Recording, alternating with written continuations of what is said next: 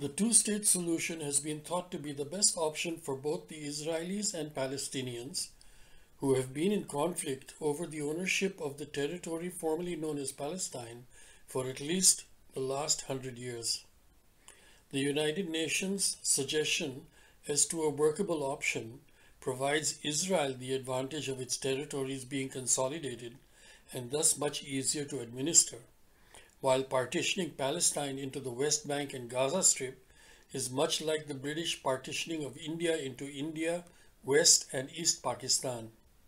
If learning from the India experience, it'll always be to the advantage of Israel to wean the Gaza Strip away from Palestine administration, much like how Bangladesh independence from Pakistan was supported by India. Sure that the governments of Israel and Palestine do understand the importance of peace, social and economic stability, and the atmosphere required by their constituents in carrying out their lives at the expected levels of peace and security, as now the Israeli and Palestinian populations, after over 20,000 deaths and forced displacement, now understand the need for a clear separation between Israel and Palestine.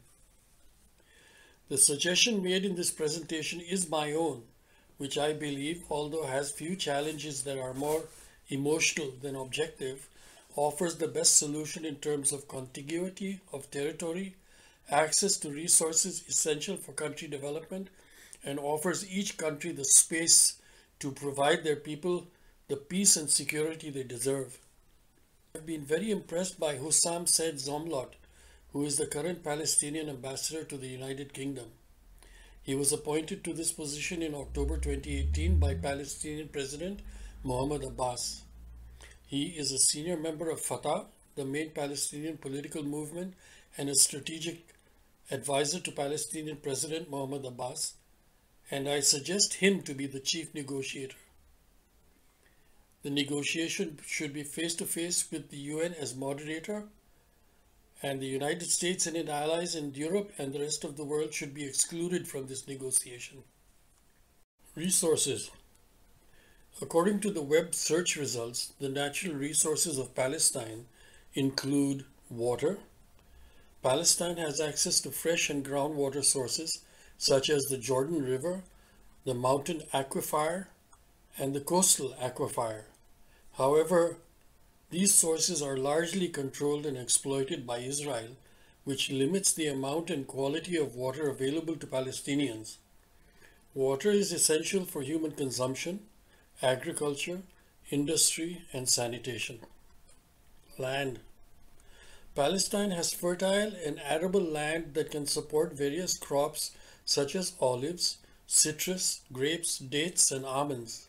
However, Israel has confiscated and colonized large areas of Palestinian land, especially in the West Bank and East Jerusalem, where it has built illegal settlements, bypass roads, and the separation wall.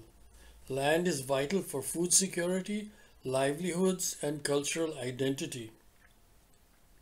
Oil and gas. Palestine has potential reserve of oil and gas, especially in the Gaza Strip and the West Bank. These resources could generate significant revenues and reduce dependence on foreign aid. However, Israel has prevented Palestinians from exploring and exploiting these resources, either by military force, legal obstacles, or political pressure. Oil and gas are important for energy security, economic development, and environmental sustainability. These are some of the main natural resources of Palestine, but they are not the only ones. Palestine has also other resources such as minerals, biodiversity, and cultural heritage that could contribute to its well-being and prosperity. However, these resources are also threatened by the Israeli occupation, which denies Palestinians their right to self-determination and sovereignty over their own land and resources. Laws limiting Palestinian development. Palestinian development has been limited by several factors, including Israeli policies and practices. Amnesty International has accused Israel of enforcing a system of oppression and domination against Palestinians through its laws, policies, and practices which amount to apartheid.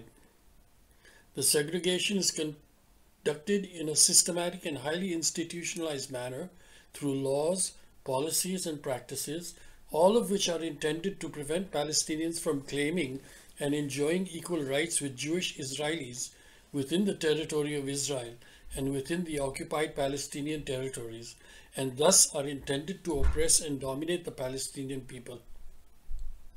In addition to these policies, Palestine's development has also been limited by a lack of resources. The country's top 5 most valuable imports in 2021 were electricity, refined petroleum, animal food, cars, and cement, which accounted for 1.96 billion of the overall revenues for Palestinian import sales during 2021. Definition. This entry contains the percentage shares of total land area for the 3 different types of land, namely agricultural land, forest, and other, as estimated in 2018. Agricultural land is further divided into arable land, which is land cultivated for crops like wheat, maize, and rice that are replanted after each harvest. Permanent crops, land cultivated for crops like citrus, coffee, and rubber that are not replanted after each harvest, and includes land under flowering shrubs, fruit trees, nut trees, and vines. And permanent pastures and meadows, which is land used for at least 5 years or more to grow herbaceous forage, either cultivated or growing naturally. And then forest area is land spanning more than 0.5 hectares with trees higher than 5 meters and a canopy cover of more than 10% to include windbreaks, shelter breaks, and corridors of trees greater than 0.5 hectare and at least 20 meters wide. Land classified as other includes built-up areas, roads, and other transportation features, barren land, or wasteland. Ownership of land is the most important when determining residency. According to a report by Jewish Journal, only 7% of the land in Israel is owned privately by individuals, with 3% owned by Jews and 4% owned by Arabs. The rest of the land is owned by the Jewish state, which is 80%, and the Jewish National Fund, which is 13%. According to a report by Applied Research Institute, Jerusalem, the preliminary results of the Agriculture Census 2021 in Palestine indicate that the Palestinian government owns 21.4% of the total land area in Palestine, while 78.6% of the land area is privately owned. The Golan Heights in orange is occupied by Israel.